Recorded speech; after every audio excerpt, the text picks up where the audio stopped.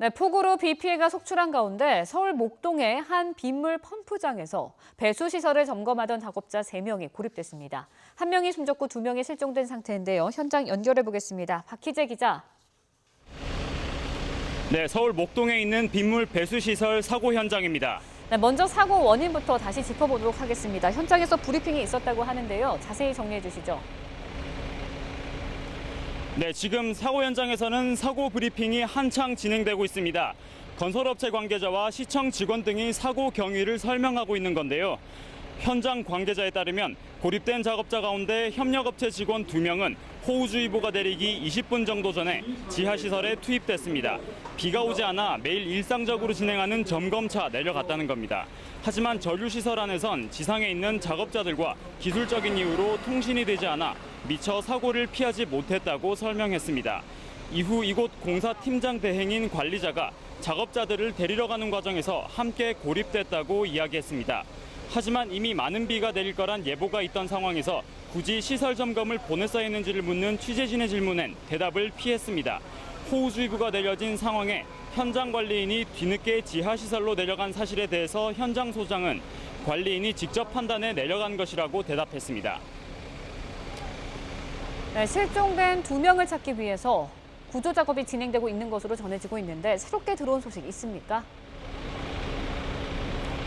네, 아직까지 새로운 소식은 들려오지 않고 있습니다. 현장에선 11시간 가까이 구조 작업이 이어지고 있는데요. 사고 당시 고립된 3명 가운데 협력업체 소속 50대 남성 1명이 숨진 채 발견됐고 현재 2명이 실종된 상태입니다. 2명은 시공사인 현대건설 소속 직원과 협력업체 소속 미얀마 출신 노동자입니다.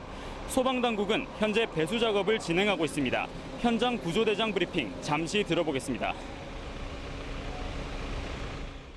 저희 구조 잠수요원들이 감각에 의지해서 줄 하나에 의지한 채 지금 더듬이식으로 해서 지금 요구주자를 검색하고 있는 중입니다. 네, 실종자들이 있을 것으로 추정되는 전류 배수 시설 크기가 문제인데요. 전류 시설은 빗물 35만 톤을 저장할 수 있는 공간으로 지름 10m에 길이 4km에 달하는 큰 원통형 공간입니다. 대형 공간에 오늘 온 비로 흙탕물이 3.5m가량 차 있는 상황이라 시야 확보도 어려운 상태입니다. 쉽게 말해 텅텅 비어 있는 대형 터널 안에 빗물이 가득 차 있다고 연상하면 될 것 같은데요. 잠수부를 이용한 구조 작업을 벌이는 소방당국은 특히 시야 확보에 어려움을 겪었습니다. 실제로 현장 수색을 마치고 나온 구조대원들도 빗물이 가득 차 있다 보니까 이물질이 가득해 바로 앞도 보이지 않는다고 말했습니다. 구조대는 오후부터 시야와 관계없이 수중안을 수색할 수 있는 음파 탐지기를 투입해 수색 작업을 벌이기도 했습니다. 네, 그렇다면 저류 시설 사고는 어떻게 발생한 겁니까? 네, 사고가 접수된 시각은 오늘 아침 8시 20분입니다. 서울 목동 빗물 펌프장 배수시설에서 3명이 갇혀 있다는 신고가 들어온 건데요. 이곳 전류 배수시설은 빗물을 모아놨다가 넘치면 안양천을 통해 한강으로 흘려보내는 곳입니다. 저지대인 양천구의 상습 침수를 막기 위해 하수구 밑에 거대한 배수시설을 만들어 놓은 겁니다. 최근 완공했고 지금은 시범 운전 기간입니다. 작업자들은 수문이 정상 작동하는지를 확인하기 위해 일상 점검에 나섰다가 변을 당한 것으로 알려졌습니다. 애초 설계대로라면 배수시설에 물이 70% 이상 차야 수문이 자동으로 열리는데 지금은 시범 운전 기간이라 그 기준을 낮춰놓은 상황입니다.